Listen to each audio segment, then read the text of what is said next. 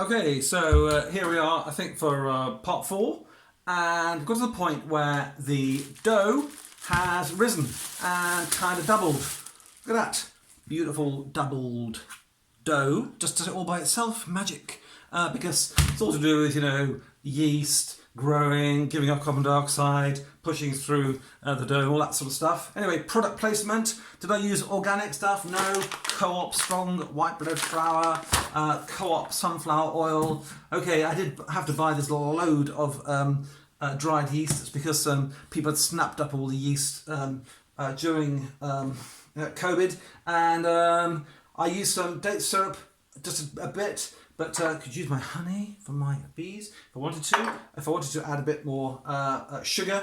But I don't mean to sweeten the bread really for the yeast to act. Okay, so now we're going to do, that's called the first proof. It's going down a bit now, it's puffing down. Going to wrap it out. So just take out the dough, put it back on the surface, which I've cleaned of course, and then we're going to do separate it into the separate loads we're going to make. Going to shape it and leave it for its second rise and bung it in the oven, and then that's it. Bob's your uncle. So why do we let it rise twice? It's because dough is just better, bread is better if it's left to rise twice or sometimes 3 times, whatever. Anyway, this is just like basic white bread. And don't go all wholemeal on me. Yes, I do make wholemeal loaves with seeds and all that sort of stuff, but this is just, okay, here's a loaf. You could make 2 large loaves. So divide into 2. You think to yourself, are they about the right size?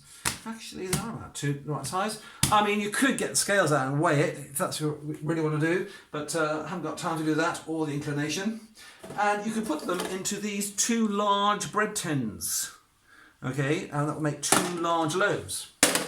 Or you could put them into this lovely proving basket here. Well, I'll go to that now. I love these. This is made of cane, made by a Polish guy who made them for his bakery. And I've got a couple of them, and I use them for sourdough stuff, but that's rather mixed results. What I'm going to do, though, is make 4 small loaves in these old tins here. And I think how disgusting those tins are. You go in any good bakery and they've got disgusting tins like mine. Okay, well, sort of. Anyway, now, they do need to be greased a bit. Now, some people use oil. I use a bit of butter, mostly because oil tends to like pool at the bottom. And you can kind of fry your bread. So you just need a smidgen, guys. This is just greaseproof paper, fingers, butter, and we're just going to just wham it around there. You don't need very much because, actually, to be honest, I've never ever had bread stick in a tin, ever. Famous last words. And so I'm just doing these. You might think, but you've only got 2 rows left. Well, I'm going to divide them into 4, of course, you idiots. So 1, 2, a little bit more. Okay, I should use a knife anyway. And just grease these up a bit. Not lots of butter, just so it's like greased. Okay, there we are.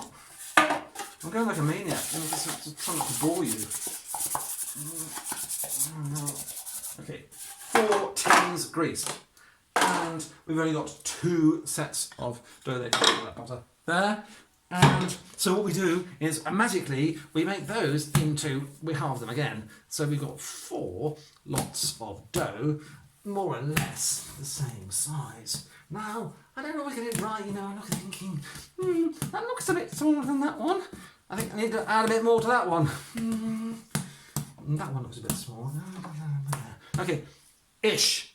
That's all it matters. It's not MasterChef. I don't like that program anyway. Don't like the presenters. Anyway, there we are. Now, that's what you do.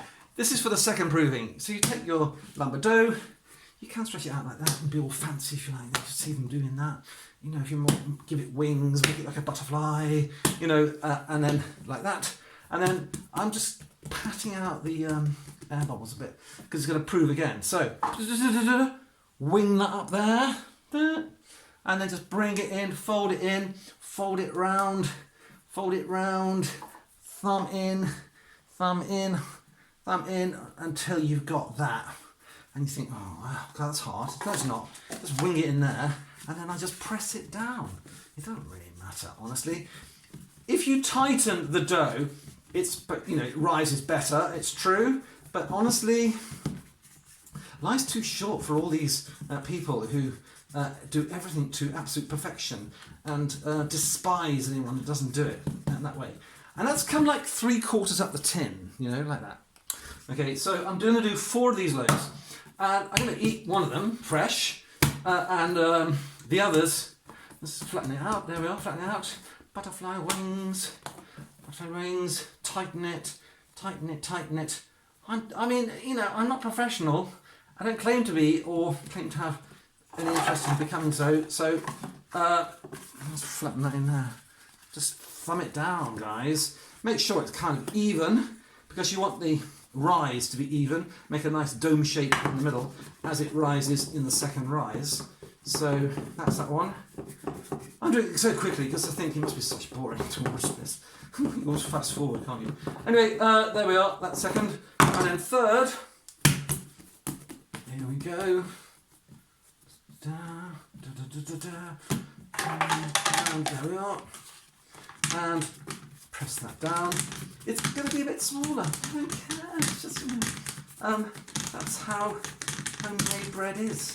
Okay. Let's fasten it out. My thumbs. Let's squash it in the corner. So 3 so far. That's one. Okay. That's that one. Oh, really okay. In there. Smash it down. This one's going to be the Diddy loaf of all. There's a bit of something in there. And saw that. This is a clean kitchen, by the way. It's food hygiene standards is extremely high. Tilly the dog will tell you. Now, she never licks a bowl. Now, 1, 2, 3, 4. Okay. 4. What do we do now? Second proof. So they're going to rise, hopefully dome-like. And to do that again, we need to cover them. So I've got my... now let's see if it'll do all 4. It may not. Oh, yeah. Maybe a bit tight on the old... No, I'm going to do 2 because I've got 2. You buy them in sets of 2 from Boots anyway. So I've got another one. So I'm just going to do 2 in that one. The reason I'm doing that is to give them a bit of room so that the dough doesn't touch the plastic as it comes up. And here's technically my other one. Yeah, I had one previously. Just like the old blue piece of days. And there. Lift it up. So, how long to leave? Well, this is the question. Maybe another hour in total. Maybe 3/4 of an hour. You just have to pop back. But the thing is, you want it to rise, but not overproof. You want also it to be ready to go in the oven when it's risen. So I'm going to keep an eye on them. In about 3/4 of an hour, no, half an hour, I'll check how they're doing. Then I'll turn the oven on. I've got one of these ovens that has a bread setting. It's like 200 degrees centigrade, a fan oven. Looked it up, but it's in Fahrenheit. And if you haven't got a fan oven, it's about 220. I'm going to bake them when they're ready. So that's the end of this bit of the video. I'll show you when they're risen and when I put them in the oven. So I'm going to come back in about 3/4 of an hour and see how they're doing. Okay, there we go.